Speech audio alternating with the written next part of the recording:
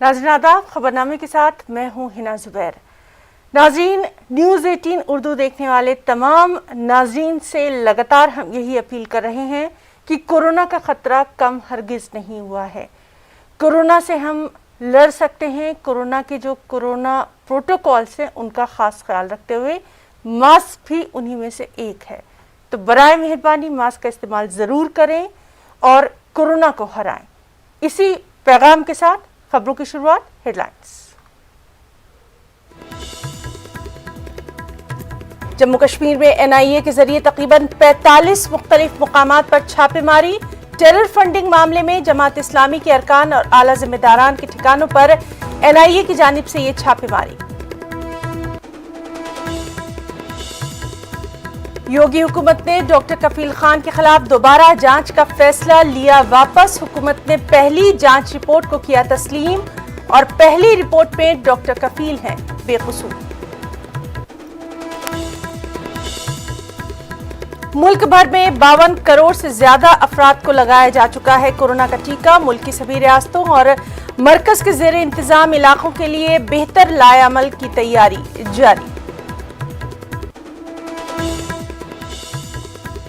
मुल्क भर में कोरोना के मामलों में कभी कमी कभी इजाफा। पिछले 24 घंटों के दौरान 39,000 नए मामले आए सामने। 491 अफराद की हुई मौत। करीब 44,000 अफराद हुए सेहतयाब भी।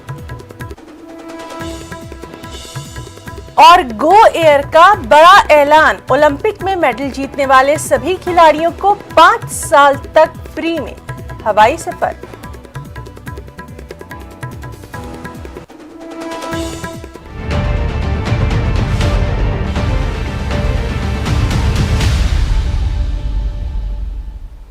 और खबरों की शुरुआत इस वक्त की बड़ी खबर के साथ। जम्मू कश्मीर में एनआईए ने बड़े पैमाने पर छापेमारी की है। यूटी के तकरीबन 45 मुकामात पर कौमी जांच एजेंसी ने जमात इस्लामी से वाबस्ता अफराद के घरों पर ये छापे मारे हैं। बारामूला, कुपवाड़ा, अनंतनाग, बडगाम, शोपियान, कोलगाम, बांडीपुरा, डोडा, किश्तवाड़, रामबन, राजौरी समेत दीगर मुकामात पर एनआईए ने सुबह सवेरे ये कार्रवाई अंजाम दी। नादिगाम शोपियां में जमात इस्लामी के अमीर डॉक्टर हमीद फैयाज के घर पर भी छापा मारा गया। इसके अलावा बारामूला में जमात से जुड़े अब्दुल रहमान शाला को हिरासत में लिया गया। जराये के मुताबिक इस दौरान एनआईए ने कई दस्तावेजात और डिजिटल आलात भी जब्त किए। जम्मू कश्मीर में जमात इस्लामी के खिलाफ ये अब तक की बड़ी कार्रवाई मानी जा रही है। मरकजी हुकूमत ने साल 2019 में जम्मू कश्मीर जमात इस्लामी पर पाबंदी आयद कर दी थी।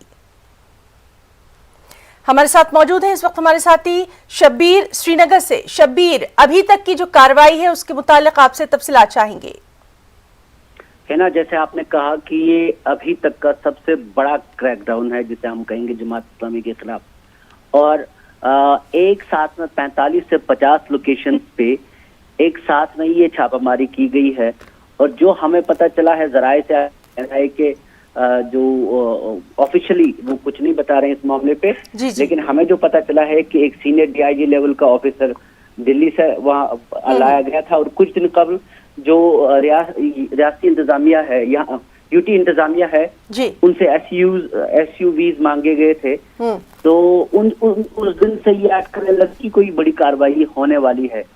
ये कार्रवाई एक केस जो बताया जा रहा है, एक केस है टेरर फंडिंग का केस, और जमात इस्लामी जो कि 2019 में बैन हुई थी और उसके फिर से मुतहरिक होने की कहा यह जा रहा है जराये के हवाले से कि एक केस ये है कि जमात इस्लामी दहशतगर्दी को फंडिंग करने के लिए एक बड़े पैमाने पे एक कार्रवाई करने वाली थी, एक तहरीक चला रही थी, जिसके जरिए दुबई से और तुर्की से आईएसआई के थ्रू यहाँ पे फंड्स लाए जा रहे थे ताकि वो यहाँ पे जो पत्थरबाजी है या मिलिटेंसी की कार्रवाइयां हैं उनकी फंडिंग कर सकें। ये केस बनाया गया है जो हमें जराये से पता चला है। ऑफिशियली इसकी तस्दीक नहीं है, लेकिन मामला जमात इस्लामी से ही जुड़ा है। और जो पूरी की पूरी कार्रवाइयां हैं वो जमात इस्लामी के अरकान जो या साबिक अरकान जो रहे हैं उनके खिलाफ ये बहुत बड़ा क्रैकडाउन है ना। जी शब्बीर, तो लगातार इस बेहद अहम खबर पर हमारी नजर बनी हुई है। बहुत बहुत शुक्रिया आपका अदा करना चाहेंगे तमाम तर तफसीलात के लिए। एक और अहम खबर, योगी हुकूमत ने डॉक्टर कफील खान के खिलाफ दोबारा जांच का फैसला वापस ले लिया है। चीफ सेक्रेटरी हिमांशु कुमार ने 15 अप्रैल 2019 को जांच रिपोर्ट दी। इसके बावजूद हुकूमत ने 11 महीने तक कोई कार्रवाई नहीं की और फिर 24 फरवरी 2020 को डॉक्टर कफील खान के खिलाफ दोबारा जांच का हुक्म दे दिया गया था। योगी हुकूमत ने डॉक्टर कफील खान मामले की दोबारा तहकीकात के ताल्लुक से इलाहाबाद हाई कोर्ट के जरिए गुज़िश्ता दिनों जारी नोटिस का तहरीरी जवाब दाखिल करते हुए कहा था कि डॉक्टर कफील खान के खिलाफ ऑक्सीजन ट्रेजेडी मामले में दोबारा शुरू की गई जांच को वापस ले लिया गया है। साथ ही हुकूमत ने इस सिलसिले में हुई जांच को मानने की भी बात कही है। इस जांच में डॉक्टर कफील खान को पूरी तरह से बेकसूर बताया गया था।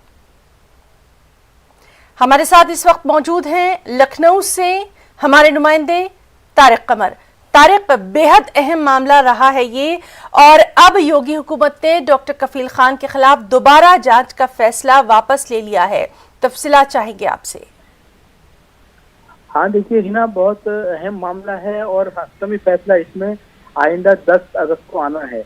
तो जब 10 अगस्त को ये फैसला आएगा तो उस वक्त जाहिर है कि दूसरा ही माहौल होगा, लेकिन फिल वक्त जो सिचुएशन है वो कफील अहमद के फेवर में जाती हुई महसूस होती है। और ये पहली मर्तबा हुआ है कि योगी गवर्नमेंट ने किसी भी अपने स्टेप को पीछे लिया हो, वापस लिया हो। तो देखिए ये बहुत बड़ी कामयाबी से ताबीर किया जा रहा है। हमारी कुछ दिन पहले डॉक्टर कफील के भाई अदील अहमद खान से भी बात हुई तो उन्होंने भी कहा है कि हमें पूरी उम्मीद है कि अदालत से हमें इंसाफ मिलेगा और आइंदा 10 अगस्त को यहाँ से आर्डर हो जाएंगे कि जिसकी बुनियाद पर कफील अहमद फिर अपनी ड्यूटी ज्वाइन कर सकेंगे। देखिए बुनियादी बात यही है कि जितने भी लोग थे वो पहले बेकसूर साबित हो चुके हैं। सिर्फ अकेले कफील अहमद के साथ ये सलूक किया गया है कि उन पर बार बार इंक्वायरी बिठाई जाती रही, जबकि ये भी हुआ है कि 7 मार्च 2019 को बाकायदा तौर पर अदालत ने अहकामात जारी किए थे कि 3 महीने में इस इंक्वायरी को पूरी तौर पर मुकम्मल किया जाए। और लेकिन 3 महीने के बावजूद देखिए 2 साल तक उसको खींचा जाता रहा, मुसलसल उनको दूर रखा गया उनके जॉब से। तो ये अपने आप में बहुत अलार्मिंग सिचुएशन जरूर है, लेकिन हाँ अब जो है कहीं ना कहीं ये महसूस हो रहा है कि अदालत से उनको इंसाफ मिलेगा और अदालत की इस फैसले का इस्तेमाल किया जा रहा है। हमने देखा, बात भी की कई लोगों से, तो उन्होंने कहा है नहीं, अभी अदालत पर यकीन रखना चाहिए लोगों को और उम्मीद की जानी चाहिए कि 10 अगस्त को जो फैसला आएगा तो वो जाहिर है कफील अहमद की ज्वाइनिंग के तारिक कमर 10 अगस्त को तो जो फैसला आएगा उससे भी हम अपने तमाम नाजरीन को रूबरू करवाएंगे। आपने खुद कई बार डॉक्टर कफील खान से बात की है, उनका खास तौर पर अगर कोरोना का दौर हम याद करें तो वो साफ तौर पर यही कहते थे कि मुझे मरीजों का इलाज करने दीजिए, जांच आपकी जो है वो चलती रहेगी। लगातार सिर्फ और सिर्फ वो अपने पेशे को तरजीह देते रहे हैं। कहीं ना कहीं ये बात भी लगातार सामने आती रही है। बहुत अहम सवाल है हिना ये आपका। और देखिए जो भी तहकीकी रिपोर्ट सामने आई इंक्वायरी के बाद, वो सबमिशन सामने आया, उसमें जो कुछ भी तहरीर किया गया है डॉक्टर कफील के ताल्लुक से वो बहुत मुस्बत है और बहुत रोशन है। देखिए इंक्वायरी में बाकायदा तौर पर तहरीर किया गया है कि उन्होंने रास्ते में कोशिश की बच्चों को बचाने के लिए, उन्होंने हर मुमकिन कोशिश की अफसरान से बात करने के लिए, ऑक्सीजन की फराहमी की हर मुमकिन कोशिश की, लेकिन उसके बावजूद भी उनको कहीं ना कहीं कसूरवार ठहराया गया और उनको ये तमाम अज़ियतें झेलनी पड़ी। लेकिन जहाँ तक ये आपका सवाल है तो सिर्फ एक मरतबा नहीं, कई मरतबा डॉक्टर कफील ने अपने पेशे के मुताल्लिक हमदर्दी का इजहार करते हुए, अपने मतलब फरीजे का इजहार करते हुए बार बार ये मुतालबा किया कि उनको बहाल कम से कम इस नौयत तक कर दिया जाए कि वो अवामी खिदमत कर सकें, कोरोना में लोगों की खिदमत कर सकें, कोरोना मरीजों को मौत के मुंह से निकाल कर उन्हें बचाने में मुआविन साबित हो सके। बार बार उन्होंने मुताबिक तहरीरी तौर पर भी की और ज़बानी तौर पर भी, लेकिन उनको नहीं सुना गया। बिल आखिर अब उम्मीद यही है कि अदालत से उनको इंसाफ मिलेगा और जल्द उनकी बहाली के रास्ते। जी तारिक कमर, तो लगातार इस बेहद अहम मामले से मुताल्लिक पल पल का अपडेट हम अपने तमाम नाजरीन को दे रहे हैं। बहुत बहुत शुक्रिया आपका तमाम तर तफसीलात के लिए। नीरज चोपड़ा ने टोक्यो ओलंपिक्स में तारीख रकम की है। नीरज चोपड़ा ने ज्वेलिन थ्रो में सोने का तमगा जीतकर मुल्क का सर फख्र से बुलंद कर दिया। टोक्यो ओलंपिक्स में हिंदुस्तान का पहला ये गोल्ड मेडल है। 13 साल बाद ओलंपिक्स में हिंदुस्तान को सोने का तमगा हासिल हुआ। एथलेटिक्स में हिंदुस्तान का ओलंपिक में ये पहला गोल्ड मेडल है। सदर जमहूरिया रामनाथ कोविंद ने नीरज चोपड़ा की शानदार कामयाबी पर उनको अपनी मुबारकबाद दी। वज़ीर-ए-आज़म नरेंद्र मोदी ने भी नीरज चोपड़ा की तारीखी कामयाबी पर स्टार खिलाड़ी से खुद बात की और जीत की उन्हें शानदार मुबारकबाद दी। और इस शानदार जीत के बाद नीरज चोपड़ा ने कहा कि उन्होंने गोल्ड के बारे में नहीं सोचा था, लेकिन मुझको यकीन था कि मैं अपना बेहतरीन खेल पेश करूंगा। ऐसा कोई, जब मैं स्टेडियम में गया तो ऐसा कोई दिमाग में था ही नहीं कि मुझे स्पोर्ट्स भी करना है या फिर मैं कभी देश के लिए खेल लूंगा या इस लेवल पे मेडल जीतूंगा। बस ये मैं मानता हूँ कि बस भगवान का शुक्रिया है, और भगवान का ऐसा लगता है कि पहले से प्लानिंग थी कि, क्योंकि ये बिल्कुल प्लान नहीं था कि मुझे स्पोर्ट्स करना है, क्योंकि मेरे पूरे परिवार में किसी ने स्पोर्ट्स नहीं किया, गांव में भी कोई माहौल नहीं था स्पोर्ट्स का। तो ये बस इत्तेफाक था कि मैंने ऐसे स्टेडियम में गया मैं, और मैंने जेवलिन थ्रो करना शुरू किया। तो ये सब भी बस होना ही था, और बस मैंने अपना दिल से मेहनत की, और जो मेरे सीनियर्स थे और जो भी सपोर्ट रही है सभी की, तो वो काफी अच्छी रही है। तो मुझे लगता है उसके कारण ही आज यहाँ पे पहुंचा। जब मैंने पहले दिन ही जेवलिन शुरू किया, और मुझे नहीं पता था कि मैं किस लेवल तक ये खेल लूंगा या फिर मैं किस लेवल तक पहुंचूंगा। बस पता नहीं क्यों मुझे एक जेवलिन से अजीब सा लगाव हो गया था। तो मैंने उसी दिन से ही अपना प्रोफेशनल जेवलिन को मतलब ऐसे चुन लिया था, चाहे मेरा रिजल्ट कुछ नहीं था या किसी भी लेवल पे खेला नहीं था, और बिल्कुल जीरो रिजल्ट था उस टाइम पे। और बस फिर भी कहीं ना कहीं मन में ये था कि हाँ बस ये स्पोर्ट्स करना है और इसके लिए हार्ड वर्क करना है। तो काफी टाइम लगा रिजल्ट आने में, लेकिन हाँ वो अच्छा रिजल्ट आया। देखो लॉकडाउन था, तो उस टाइम मैं मानता हूँ कि सबसे बड़ा जो एक हमारे लिए ठीक रहा है, वो जो हमारा कैंप चल रहा था। भाई मैं थैंक यू करता हूँ एथलेटिक्स फेडरेशन ऑफ इंडिया की, उन्होंने कैंप कंटिन्यू रखा। वो हमारे लिए काफी हेल्पफुल था, क्योंकि अगर हम घर पे चले जाते तो हमारी ट्रेनिंग बिल्कुल बंद हो जाती थी। गांव में और घर पे ऐसा ट्रेनिंग का माहौल नहीं था। हाँ थोड़ा सा बीच में जब फुल लॉकडाउन हुआ था तब थोड़ी प्रॉब्लम हुई थी, लेकिन हमारी ट्रेनिंग स्टार्ट हो गई थी कुछ दिन बाद, और हमारी ट्रेनिंग कंटिन्यू चलती रही। हमको बाहर जाना अलाउड नहीं था, किसी को बाहर से अंदर आना अलाउड नहीं था। तो प्रॉपर जो ओलंपिक एथलीट थे उनकी ट्रेनिंग चलती रही फिर अच्छे से। एक अपने खासकर एथलेटिक्स में इंडिया में देखो ओलंपिक में गोल्ड आया हुआ है पहले अभिनव बिंद्रा जी का, और एक एथलेटिक्स का सबसे बड़ा सपना था कि मेडल आने का। कितने साल से मेडल नहीं है एथलेटिक्स का, इंडिया का एथलेटिक्स में। तो और मुझे लगता है कि ये गोल्ड के साथ आया है, तो एक बहुत ही एक चेंज है, बहुत बड़ा चेंज है ये। मेरे लिए तो है ही है, पर शायद इंडियन स्पोर्ट्स इंडियन एथलेटिक्स के लिए और खासकर जेवलिन के लिए बहुत बड़ा चेंज है। तो मेरे हिसाब से काफी और बच्चे जो करना चाहते हैं उनको काफी इस चीज से हेल्प मिलेगी इस मेडल। 1973 में आई फिल्म बॉबी सिर्फ एक डायलॉग की वजह से बेहद हिट हो गई थी, और वो डायलॉग था प्रेम चोपड़ा नाम है मेरा प्रेम चोपड़ा। बॉलीवुड के इस विलेन को फिल्मों के लिए एक मुकम्मल विलेन के तौर पर जाना जाता है, लेकिन काफी अरसे बाद प्रेम चोपड़ा ने खुद से भी ज्यादा किसी ऐसे शख्स को अहमियत दी जिसने टोक्यो ओलंपिक में हिंदुस्तान का नाम रोशन किया। क्या कुछ कहा है प्रेम चोपड़ा ने, आइए आपको दिखाते हैं। दुनिया मुझे जानती है कि प्रेम नाम है मेरा, प्रेम चोपड़ा। लेकिन नीरज, आज तूने मौसम बदल दिया। आज अभी सारी दुनिया बोलेगी नीरज नाम है मेरा, Neeraj Chopra. Very proud of you to have brought the glory to the nation, and you have given the nation a status and dignity. Congratulations to you and all your family members and everybody. The whole country is very proud of you. Maharashtra के अक़लियती वजीर नवाब मलिक ने सुशांत सिंह राजपूत की मौत पर रद्द-ए-अमल देते हुए कहा कि 1 साल हो चुका है सीबीआई को केस अपने हाथ में लिए हुए, लेकिन अब तक ये साफ नहीं हो पाया कि ये कत्ल था या खुदकुशी। इस सिलसिले में बिहार में मामला दर्ज किया गया, सीबीआई को जिम्मेदारी दी गई, ये सब सियासी मकसद से किया गया। उन्होंने ये भी कहा कि पूरे मामले में महाराष्ट्र हुकूमत को बदनाम भी किया गया। नवाब मलिक ने कहा कि सीबीआई क्यों खुलासा नहीं करती कि ये कत्ल था या फिर खुदकुशी। राजपूत के मामले को सीबीआई सुपुर्द करने के बाद लगभग 1 साल पूरे हो गए। अभी तक ये हत्या है कि आत्महत्या सीबीआई ने स्पष्ट नहीं किया। जुरिडिक्शन के बाहर जाके बिहार में मुकदमा दर्ज हुआ, सीबीआई को सुपुर्द किया गया। राजनीतिक उद्देश्य से ये सारा मामला किया गया।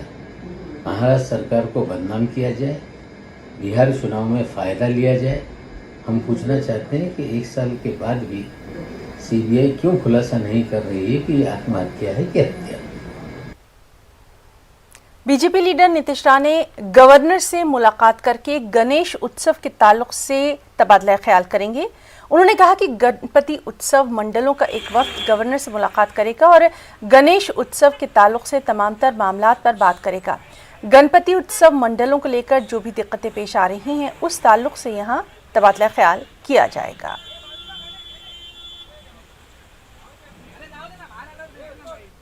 यूपी के डीजीपी मुकुल गोयल आज कानपुर के दौरे पर हैं। इस दौरान उन्होंने कमिश्नरेट का दौरा किया और पुलिस केयर अस्पताल का इफ्तिताह भी किया। दरअसल कोरोना की तीसरी लहर को देखते हुए पुलिस ने इस अस्पताल को तैयार किया है। अपने दौरे के दौरान डीजीपी कानपुर के पुलिस अफसरान के साथ एक मीटिंग भी होगी।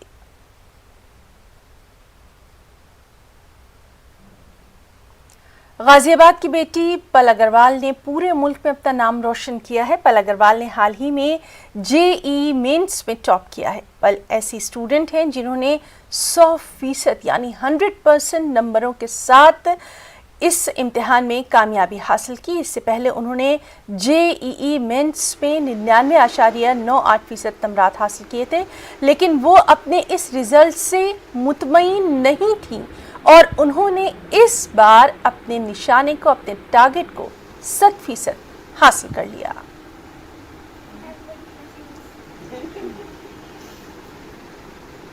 तो सर जैसे मैंने फरवरी वाला जेईई मेन दिया था तो उसमें मैं यूपी टॉपर थी, मेरी परसेंटाइल 99.988 थी।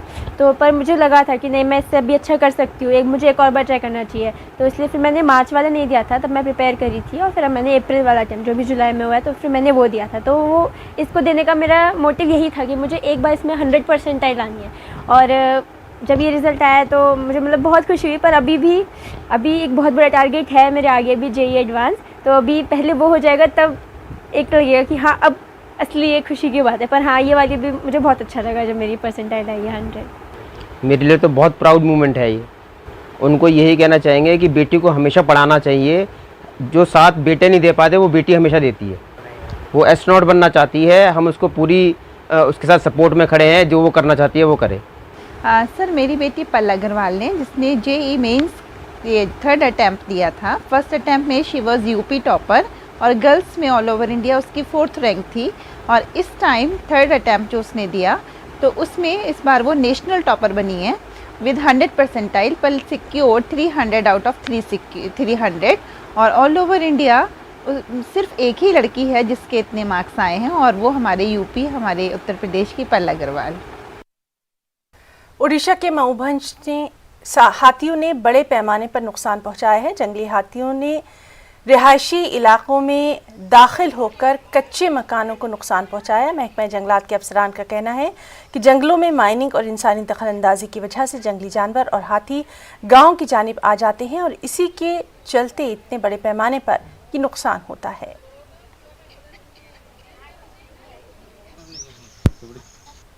ये जिला मयूरभंज जिला है उड़ीसा का।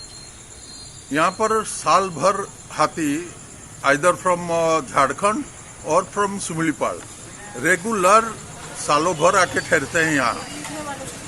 इसका मुख्य कारण है कि इको सेंसिटिव जोन, वहाँ पर आपका 100 का इलीगल माइनिंग चल रहा है, उसको कोई ध्यान नहीं देते हैं एडमिनिस्ट्रेशन।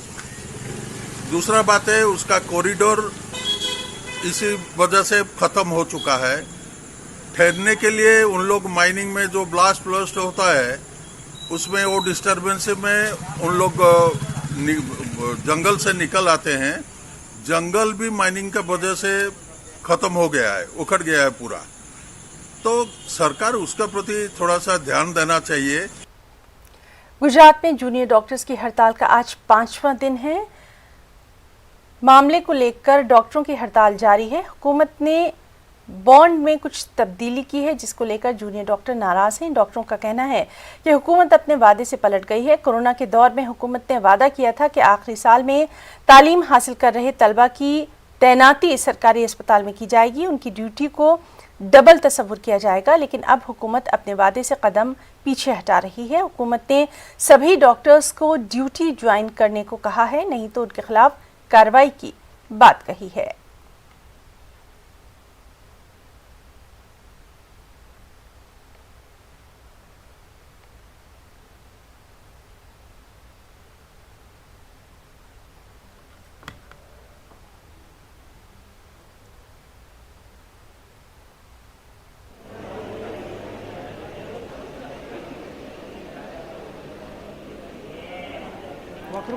तो नाज़रीन, आपको बताएं कि गुजरात में जूनियर डॉक्टरों की हड़ताल का आज 5वां दिन है। बॉन्ड के मामले को लेकर डॉक्टर्स की हड़ताल जारी है। हुकूमत ने बॉन्ड में कुछ तब्दीली की है, इसी को लेकर ये जूनियर डॉक्टर नाराज नजर आ रहे हैं। देखो, हमने दायरे का स्ट्राइक नहीं किया है। पहले बातचीत के मोड़ अपनाया था, पर उन्होंने कोई बातचीत हमसे से किया नहीं है। पुलिस फोर्स लगा के हमको भगा दिया था।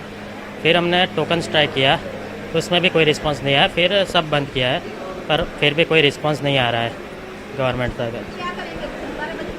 देखो, अभी तो हम जितना कर सके, मतलब ब्लड स्ट्राइक कंटिन्यू ही रखेंगे। और फिर हमको जो सम्मान दिया हुआ है, जो सर्टिफिकेट दिया हुआ है, वो हम वापसी करेंगे। जामनगर जो बात रही, जामनगर और भावनगर में जो लाइट कनेक्शन और वाटर सप्लाई जो बंद किया है, उसके अगेंस्ट में जो यहाँ पे बीजे में भी, ये अहमदाबाद में भी जो बंद करेंगे, तो हम लोग इतने स्ट्रांग इनफ है कि we will fight against the water shortage of the water supply. और हम लोगों ने ऑलरेडी हमारी residency, first year residency complete की है। जो फर्स्ट ईयर रेसिडेंसी जो डॉक्टर्स होंगे उनको पता होगा कि first year residency in BJ medical college and civil hospital Ahmedabad is how much difficult. So we are strong enough कि हम लोग भी ये भी फाइट कर लेंगे। एक्चुअली जो कोविड टाइम पे गवर्नमेंट ने वादा किया था रेजिडेंट डॉक्टर से कि जो 3rd ईयर कंप्लीट होने के बाद में जो बॉन्ड होता है, 1 ईयर बॉन्ड होता है, तो वो 6 महीने ड्यूटी करने पे 1 ईयर बॉन्ड रिलीव करने का गवर्नमेंट का वादा था। पर अभी उसी बात से गवर्नमेंट पलट रही है कि कोरोना वबा के दौरान बाहमी इमदाद और इंहिसार का जज्बा मुस्तहकम हुआ है। मुल्क इस वबा से मुत्तहिद होकर मुकाबला कर रहा है। टीकाकारी के ऐलान के बाद हम बेहतर ताउन करें, जिससे हम कोरोना को मात देने की जानिब कदम बढ़ा सकें। नेटवर्क 18 इस मुहिम में हर कदम पर आपके साथ रहेगा। जब तक सभी महफूज नहीं, तब तक कोई महफूज नहीं होगा। इस सोच की बुनियाद पर हमारी मुहिम संजीवनी का मकसद ये यकीनी बनाना है कि वैक्सीन पाना सभी हिंदुस्तानियों का हक है।